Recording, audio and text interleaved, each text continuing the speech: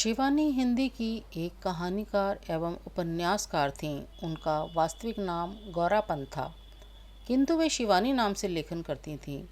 हिंदी साहित्य जगत में शिवानी अपनी कृतियों में उत्तर भारत के कुमाऊं क्षेत्र के आसपास की लोक संस्कृति की झलक दिखलाने और किरदारों के बेमिसाल चरित्र चित्रण करने के लिए जानी गईं। उनकी लिखी कृतियों में प्रमुख है लाटी। लाटी कहानी मध्यम वर्गीय समाज में पति की अनुपस्थिति में महिला की मार्मिकता, समाज की असंवेदनशीलता और एक बहू के प्रति क्रूर व्यवहार को दर्शाती है, जिसके माध्यम से लेखिका रूढ़िवादी मानसिकता को बदलने का प्रयास करती है। तो आइए सुनते हैं शिवानी जी की शानदार कृतियों में से एक कहानी लाटी। अगर आप मेरे चैनल पर नए हैं तो प्लीज़ मेरे चैनल को सब्सक्राइब कीजिए, आपका सपोर्ट चाहिए। और अगर कहानी पसंद आए तो उसे लाइक भी ज़रूर कीजिए। लंबे देवदारों का झुरमुट झुक झुक कर गेठिया सैनिटोरियम की बलैयाँ सी ले रहा था। कांच की खिड़कियों पर सूरज की आड़ी तिरछी किरणें मरीजों के क्लांत चेहरों पर पड़कर उन्हें उठा देती थीं। मौत की नगरी के मुसाफिरों के रोग जीर्ण पीले चेहरे सुबह की मीठी धूप में क्षण भर को खिल उठते। आज टीबी, सिर दर्द और जुखाम खांसी की तरह आसानी से जीती जाने वाली बीमारी है, पर आज से कोई 20 साल पहले टीबी मृत्यु का जीवंत आह्वान थी। भुवाली से भी अधिक मांग तब गेठिया सैनिटोरियम की थी। काठ गोदाम में कुछ ही मील दूर एक ऊंचे पहाड़ पर गेठिया सैनिटोरियम के लाल लाल छत्तों के बंगले छोटे छोटे गुलदस्तों से सजे थे। 3 नंबर के बंगले का दुगना किराया देकर कप्तान जोशी स्वयं अपनी रोगणी पत्नी के साथ रहता था। बंगले के बरामदे में पत्नी के पलंग के पास वे दिन रात आराम कुर्सी डाले बैठा रहता। कभी अपने हाथों से टेम्परेचर चार्ट भरता और कभी समय देख देख कर दवाइयाँ देता। पास के बंगले के मरीज बड़ी ही तृष्णा और चाव से उनकी कबूतर सी जोड़ी को देखते। ऐसी घातक बीमारी में कितने यत्न और स्नेह से सेवा करता था कप्तान जोशी। कभी उसके आनंदित चेहरे पर झुंझलाहट या खींच की अस्पष्ट रेखा भी नहीं उभरती। कभी वे घुंघराले बालों को ब्रश से संवारता, बड़े ही मीठे स्वर में पहाड़ी झोड़े गाता, जिनकी मिठास में तिब्बती बकरियों के गले में बंधी बजती रुनकती घंटियों की सी छुनक रहती। पहाड़ी मरीज बिस्तरों से पुकार कर कहते, वाह कप्तान साहब, एक और। कप्तान अपने पलंग से घुली मिली सुंदरी बानो की ओर देख बड़े लाड़ से मुस्कुरा देता। बानो का गोरा चेहरा बीमारी से एकदम पीला पड़ गया था। उसकी बड़ी बड़ी आंखें और बड़ी बड़ी हो गई थी। शांत तरल दृष्टि से वे कप्तान को दिन रात टुकर टुकर देखती। विवाह के 2 वर्ष पश्चात यही उनका वास्तविक हनीमून था। यहाँ ना अम्मा, चाची और ताई की शासन की लगाम थी, ना नई बहू के घूंघट की बंदिश। पिंजड़े की चिड़िया आज़ाद कर दी गई थी, किंतु अब उसके कमज़ोर डैनों में उड़ने की ताकत नहीं थी। कप्तान उसकी दुर्बल तप्त हथेली को अपनी कसरती मुट्ठी में बड़े प्यार से दबाकर सहलाने लगता था तो उसकी सीख सी कलाई की सोने की चूड़ी सर सर कर कोहनी तक सरक जाती। उन दिनों गेठिया का डॉक्टर एक अधेड़ स्विस था। एक दिन उसने कप्तान को अकेले में बुलाकर बोला, कप्तान, तुम अभी जवान हो, ये बीमारी जवानी की भूखी है। मैं देख रहा हूँ तुम जरा भी परहेज नहीं बरतते। मरीज की भूख को दवा से जीतना होगा, मोहब्बत से नहीं। क्षण भर को सब समझकर कप्तान लाल पड़ गया। उसके बूढ़े पिता के भी कई पत्र आ चुके थे और माँ ने रो रो कर चिट्ठियाँ डाल दी थी। मेरे 10-20 पूत नहीं हैं बेटा, ये बीमारी सत्यानाशी है। पर कप्तान पहले की तरह अलमस्त डोलता। कभी बानों के चिकने केशों को चूमता, कभी उसकी रेशमी पलकों को, कभी पास के प्राइवेट वार्ड की गुमान सी मालदार की गोल मटोल पत्नी से मजाक करता। सैनिटोरियम की मनहूस जिंदगी के काले आकाश में रौबदार ठकुरानी ही एकमात्र द्युतिमान तारिका थी। भरे भरे हाथ पैर की चिकने चेहरे पर सदा मुस्कान बिखेरती वे पूरे सैनिटोरियम की भाभी थी। उसके स्वास्थ्य के दुर्गम दुर्ग में भी ना जाने बीमारी का घुन किस अरक्षित छिद्र से प्रवेश पा गया था। टीबी लगने की पीड़ा से कराहती वे अपनी करदे गालियों का अक्षय भंडार खोल देती। कभी लक्षपति श्वसुर को लक्ष्य बनाती, हे हमारे बुढ़ज्जू आधी कुमाऊं के छत्रपति, पर बहू 3 थान शमशान को जा रही है तो उनकी बला से। दुम उठाकर जिसे देखा वही बज्जात नर से मादा निकला। ए शाबाश, क्या पंच के स्टैंडर्ड का सेंस ऑफ ह्यूमर है। भाभी तबीयत बाग बाग कर दी, कप्तान कहता। एक मेरा खसम है साला, पी के धुत होगा किसी गोरी मैम को लेकर। 2 महीने से हरामी झांकने भी नहीं आया। दाढ़ी जारे की अर्थी उठेगी तो मजाल मैं भी सुहाग उतारूं। फिर वह कहती, क्यों भाभी, क्यों कोस रही हो। कप्तान हंसकर कहता। प्रोढ़ा नेपाली भाभी की सदाबहार हंसी से खिलखिलाती आंखें छलक उठतीं। शाबाश है कप्तान बेटा, तुझे देखकर मेरी छातियों में दूध उतर आता है। कैसी सेवा कर रहा है तू। और एक हमारे हैं कुतिया के जने, मिले तो मूछें उखाड़ कर हरामी के मुंह में ठूस दूं। कप्तान हंसते हंसते दूहरा हो जाता। मूछें उखाड़कर मुंह में ठूसने की बात कुछ ऐसी जम जाती कि वह भागकर बानों को सुना आता। नेपाली भाभी के पति की असंख्य मोटरें अल्मोड़ा नैनीताल को घेरे रहतीं। चाय के बगीचों का अंत नहीं था, किंतु उनके वैभव ने पत्नी के प्रति प्रेम और मोह की बेड़ियां काट दी थीं। 1 वर्ष से वे एक बार भी उसे देखने नहीं आए। एक दिन कप्तान ने देखा नेपाली भाभी की खांसी बहुत ही बढ़ गई है। खांसी का दौरा सा पड़ा और कप्तान भागकर देखने गया तो देखा रक्त के कुंड के बीच नेपाली भाभी की विराट गेहुआ देह निष्प्राण पड़ी थी। पति की मूछों को उसके मुंह में ठूसने का स्वप्न अधूरा ही छोड़कर भाभी चली गई थी। कुछ दिन तक कप्तान उदास हो गया। बानों की बड़ी बड़ी आंखों में भी उदासी के डोरे पड़ गए। जब ऐसी हंसती खेलती लाल लाल भाभी को मौत खींच ले गई तो हड्डियों का ढांचा मात्र बानों तो हवा में उड़ती रुई का फाहा थी। भाभी की मौत आकर जैसे उन दोनों के कान में कह गई थी कि जिंदगी कुछ ही पलों की है। उन अमूल्य पलों के अमृत स्वरूपी रस की अंतिम बूंद भी उन दोनों को छोड़ना मंजूर न थी। नित्य निकट आती मौत ने बानों को चिड़चिड़ा बना दिया, पर जैसे इकलौते जिद्दी दुर्बल बालक की हर जिद को स्नेहमयी माता हंस खेलकर झेल लेती है, वैसे ही कप्तान हठीली बानों की हर जिद को पूरी करता। कभी वे खिली चांदनी में बाहर जाने को मचलती तो वे अपने खाकी ओवरकोट में उसे लपेटकर अपनी देह से सटाए लंबे चीड़ की छाया में बैठा रहता। बानों को विवाह के ठीक तीसरे ही दिन छोड़कर उसे बसरा जाना पड़ा था। उन 3 दिनों में खाकी वर्दी में कसे 6 फुटे शरीर और भूरी भूरी मूछों को देखकर बानो उससे जितना ही कटी कटी छिपी छिपी फिरती, वह उसे पाने को उतना ही उन्मत्त हो उठता। उसे देखते ही वे अपनी मेहंदी लगी नाजुक हथेलियों से लाज से गुलाबी चेहरा ढक लेती। दूसरे दिन बड़ी कठिनता से कप्तान उसके मुंह से धीमी फुसफुसाहट में उसका नाम कहलवा पाया था। बहुत धीमे स्वर में ही प्रण निवेदन की भूमिका बांधनी पड़ी थी, क्योंकि पास के कमरे में ही ताऊजी लेटते थे। क्या नाम है तुम्हारा? उसकी तीखी ठुड्डी उठाकर कप्तान ने पूछा था। बानो। उसके पतले होठ हिलकर रह गए। राम राम, मुसलमानी नाम? कप्तान ने हंसकर छेड़ दिया। सब यही कहते हैं, मैं क्या करूं? बानो की आंखें छलक उठी। मैं तो तुम्हें छेड़ रहा था। कितना प्यारा नाम है। पहाड़ी नाम भी कोई नाम होते हैं? सरूली, परूली, रमा, खष्टी। वह बोला, कितने साल की हो तुम बानो? इस आषाढ़ में मुझे 16वां लगेगा। बानो ऐसे उत्साह से बोली जैसे उसने आधी जिंदगी पार कर ली हो। कप्तान का दिल भर आया। अपनी खिलौने सी बहू को उसने खींचकर हृदय से लगा लिया। पहले वे अपने ताऊ और पिता से सख्त नाराज हो गया था। कहाँ वे ठसकेदार बांका कप्तान और कहाँ हाई स्कूल पास छोकरी को पल्ले बांधकर रख दिया, पर बालिका बानो की सरल आंखों का जादू उस पर चल गया। तीसरे दिन ही उसे बसरा जाना था। कप्तान बानो से विदा लेने गया तो वे कोने में बैठी छालिया कतर रही थी।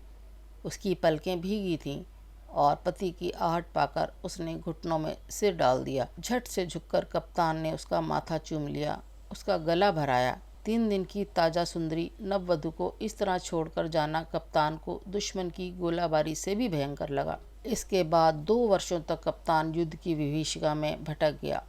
बर्मा और बसरा के जंगलों में भटक भटक कर उसके साथी वैशी बन गए थे। गंदे अश्लील मजाक करते। फौजी अफसरों में कप्तान ही सबसे छोटी उम्र का था। बर्मा के युद्ध से स्तब्ध सड़कों पर चपल बर्मी रमणियों के कुटिल कटाक्षों का अभाव नहीं था। फिर भी कप्तान अपनी जवानी को दांतों के बीच जीभ सी बचाता सैंत गया। 2 साल बाद घर पहुंचा तो दुनिया बदल चुकी थी। उन 2 वर्षों में बानो ने 7 नंदों के ताने सुने। भतीजों के कपड़े धोए, पहाड़ की नुकीली छतों पर 5-5 सेर उड़द पीसकर बढ़िया तोड़ी। कभी सुनती उसके पति को जापानियों ने कैद कर लिया है, अब वे कभी नहीं लौटेगा। सास और चचिया सास के व्यंग्य बाण उसे छेद देते।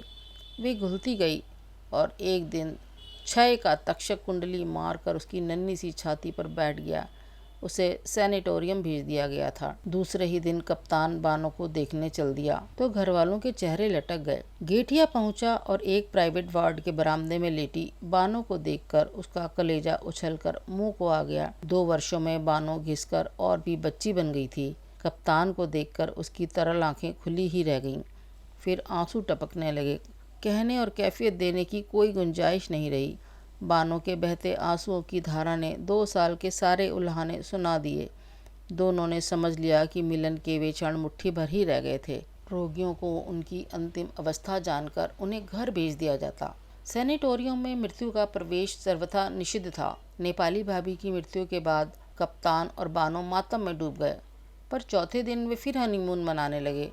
अपनी साड़ियों का बक्स निकलवाकर बानो ने कई साड़ियों पर इस्त्री करवाई। बड़ी देर तक दोनों ने पेशेंस खेला, पर शाम होते ही बानो मुरझाने लगी। दिन भर उसे दस्त आते रहे, और टीबी के मरीज को दस्त आना खतरे से खली नहीं होता। डॉक्टर दलाल आया। उसने कप्तान को बाहर ले जाकर कमरा खाली करवाने का नोटिस दे दिया। कल ही ले जाना होगा। I give her 2-3 days. इससे ज़्यादा नहीं बचेगी। कप्तान का चेहरा सफ़ेद पड़ गया। घर जाने का प्रश्न नहीं उठता था। 3 रस भरे महीनों की मीठी धरोहर को वे घर की कड़वाहट से अछूता ही रखना चाहता था। भोवाली के पास ही एक चाय की दुकान के नीचे साफ सुथरा कमरा मृत्यु का पासपोर्ट पाए बानो जैसे अभागे मरीजों के लिए सदा बाहें फैलाए खुला रहता था। सैनिटोरियम छोड़कर हम कल दूसरी जगह चलेंगे। बानो, यहाँ साली तबीयत बोर हो गई है। बड़े उत्साह और आनंद से कप्तान ने भूमिका बांधी, पर बानो का चेहरा फक पड़ गया। वे समझ गई कि आज उसे भी नोटिस दे दिया गया है। बड़ी रात तक कप्तान उसके गालों के पास अपना चेहरा ले जाकर गुनगुनाता रहा, बानो मेरी बन्नी बन्नू। और फिर जब बानो को नींद आ गई तो वह भी पलंग पर ही जाकर सो गया। सुबह उठा तो बानो पलंग पर नहीं थी। सोचा घिसटती बाथरूम तक चली गई होगी। जोश आने पर वे काफ़ी दूर तक चल लेती थी। बड़ी देर तक नहीं लौटी तो वे घबरा कर उठा। बानो कहीं नहीं थी। भागकर वे मरीजों के पास गया।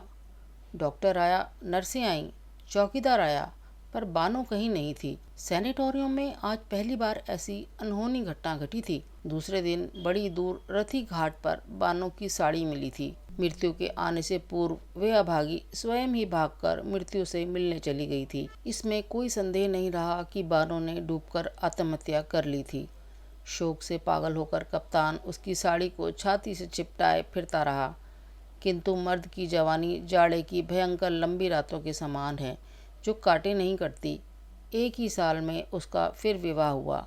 अब के ताऊ और पिता ने खूब ठोक पीट कर बहू छांटी। ऊंची, अगली, गोरी और एमए पास। कप्तान की नई पत्नी के पिता थे मेजर जनरल। 40 तमगे लगाकर उन्होंने कन्यादान किया तो कप्तान बेचारा सहम कर रह गया। प्रभा इकलौती लड़की थी। फिर दूजू की बीवी थी, जो बादशाह की घोड़ी से कम नहीं होती। उसके 100 नखरे उठाता कप्तान हंसना, खिलखिलाना और मौज मस्तियाँ सब भूल कर रह गया। 4 साल में कप्तान को 2 बेटे और 1 बेटी देकर प्रभा ने धन संचय की ओर ध्यान लगाया। 16 सालों में कप्तान के बैंक बैलेंस में रुपयों और नोटों की मोटी तह जमा कर दोनों नैनीताल घूमने आए। कप्तान की छोटी सी तोंद निकल आई थी। चेहरा अभी भी मस्ताना था, पर मूँछों में अब वे ऐंठ नहीं रह गई थी। कनपटी के आसपास बाल सफ़ेद हो चले थे। 2 जवान लड़कों को कमीशन मिल गया था। बेटी मिरांडा हाउस में पढ़ रही थी। नैनीताल आकर कप्तान के दिल में एक टीस सी उठी। काठ गोदाम से चलकर गेठिया देखा और फिर वह गुमसुम सा हो गया। नैनीताल के ग्रांड होटल में दोनों टिके। प्रभा बोली, चलो डार्लिंग, पहाड़ का इंटीरियर घूमा जाए। भोवाली चलें। चिकन सैंडविच, रोस्ट मुर्गा पैक करवाकर उसने अपनी फिएट गाड़ी भोवाली की ओर छोड़ी। बगल में दामी चंदेरी साड़ी और बिना बाहों के ब्लाउज से अपनी मातल शरीर की गोरी दमक बिखेरती प्रभा बैठी थी। भोवाली की एक छोटी सी दुकान देखकर प्रभा ने गाड़ी रुकवा दी। इसी दुकान में आज एकदम पहाड़ी स्टाइल से कलई के गिलास में चाय पियेंगे हनी, वह बोली। कप्तान अब मेजर था। मेजर की डिग्निटी कहाँ जाएगी, वह बोला। भाड़ में, कहकर प्रभा अपने पेंसिल हील की जूतियां चटकाती दुकान में घुस गई। काठ की एक बेंच धुएं और कालिक से काली पड़ गई थी। उसी को झाड़कर दोनों बैठ गए। पहले कुछ देर को पहाड़ी दुकानदार भौचक सा रह गया। लकड़ी के धुएं से एकदम काली केटली में चाय उबल रही थी। खूब गर्म 2 गिलास चाय लाओ प्रधान, मेजर ने पहाड़ी में कहा, और दुकानदार का मुंह खुला ही रह गया। ऐसी अंग्रेजी में बोलने वाला अनोखा जोड़ा पहाड़ी कैसे हो गया, ये सोचने लगा। वे चाय बना ही रहा था कि अलग अगोचर करते वैष्णवियों के दल ने भीतर घुसकर दुकान घेर ली। ओहो गुरु, भलदा भलदा कहकर हेड वैष्णवी ने बड़े ही प्रभुत्वपूर्ण स्वर में 16 गिलास चाय का ऑर्डर दे दिया। हेड वैष्णवी बड़ी ही मुखर और मर्दानी थी। इसी से शायद मर्दानी स्वर में मैं बोल भी रही थी। सोचा बामण जू की ही दुकान की चाय छोरियों को पिलाऊंगी, आज एकादशी है। क्यों नहीं, दुकानदार बोला। अरे लाटी भी आई है। अरे कहाँ जाएगी अभागी, वैष्णवी ने कहा। प्रभा और मेजर की दृष्टि एक साथ ही लाटी पर पड़ी। कुतिस बूढ़ी अधेड़ वैष्णवियों के बीच देवांगना सी सुंदरी लाटी अपने दाड़िम सी दंत पंक्ति दिखाकर हंस दी। मेजर का शरीर सुन्न पड़ गया। स्वस्थ होकर जैसे साक्षात बानो ही बैठी थी। गालों पर स्वास्थ्य की लालिमा थी। कान तक फैली आंखों में वही तरल स्निग्धता थी और गूंगी जिह्वा का गूंगापन चेहरे पर फैलकर उसे और भी भोला बना रहा था। हाय, क्या ये गूंगी है? My God, what A beauty, Prabha बोली। हाँ सरकार, ये लाटी है, दुकानदार ने कहा और मेजर के दिल पर आ गिरी भारी पत्थर की चट्टान उठ गई। क्या नाम है जी इसका? प्रभा मुग्ध होकर लाटी को ही देख रही थी। नाम जो होगा वह तो बह गया मीम साहब, अब तो लाटी ही इसका नाम है। हेड वैष्णवी ने कहा, हमारे गुरु महाराज को इसकी देह नदी में तैरती मिली। जीबड़ी इसकी कटकर कहीं गिर गई थी। राम जाने कौन था वह, गले में चरियो मंगलसूत्र भी था। ब्याह हो गया होगा। फिर हमारा गुरु महाराज इसको गुरु मंत्र दिया। भयंकर 6 रोग था, एक एक शेर खून उगलता था, पर गुरु का शरण में आया तो सब रोग शोग ठीक हो गया। इसकी लाटी जीभ देखा? धू धू कर लाटी ने भुवन मोहिनी हंसी हंस दी। जीभ नहीं दिखाई। कुछ नहीं समझती साली, बस खाती है 2.5 शेर। सब भूल गया, हमारा ऑर्डर भी नहीं मानती, असंतुष्ट स्वर में मर्दानी वैष्णवी बोली। ओह माय गॉड, अपने आदमी को भी भूल गई क्या? प्रभा बोली। जो था सो था, इसको कुछ याद नहीं, खाली फिक फिक कर हंसती है हरामी। अब प्रभु इसका मालिक और प्रभु इसका सहारा है। हाँ, गुरु कितना पैसा हुआ? हेड वैष्णवी ने पैसे चुकाए और उसका दल अगोचर अलग बजाता उठ खड़ा हुआ। लाटी बैठी ही रही। मेजर एकटक उसे देख रहा था। ये वही बानो थी जिसे डॉक्टर दलाल और कक्कड़ जैसे प्रसिद्ध विशेषज्ञों की मृत्युंजय औषधियाँ भी स्वस्थ नहीं कर सकी थी। उठ साली लाटी, हेड वैष्णवी ने हल्की सी ठोकर से लाटी को उठाया। एक बार फिर अपनी मधुर हंसी से मेजर का हृदय बींधकर लाटी उठी और दल के पीछे पीछे चल दी। काश उसके भोले चेहरे से गाल सटाकर मेजर कह सकता, मेरी बानो बन्नी बुन्नू। शायद उसकी गूंगी जबान के नीचे दबी उसकी गूंगी पिछली जिंदगी बोल उठती। पर मेजर जिंदगी की दौड़ में बहुत आगे निकल आया था। पीछे लौटकर बिछड़े को लाना सबसे बड़ी मूर्खता होती। 2 जवान बेटे और बेटी, राष्ट्रपति के सहभोजों में चमकती उसकी शानदार दूसरी बीवी, गरीब गूंगी लाटी का आना कैसे सह सकती? उठो डार्लिंग, लंच गर्म पानी में करेंगे, प्रभा ने कहा और मेजर उठकर खड़ा हो गया। कुछ ही पलों में वे बूढ़ा और खोखला हो गया था। बानो मर गई थी, अब तो वह लाटी थी। प्रभु अब उसका मालिक और प्रभु ही उसका सहारा था। अगर आपको मेरी कहानी पसंद आई हो तो उसे लाइक कीजिए और चैनल को सब्सक्राइब करना ना भूलें।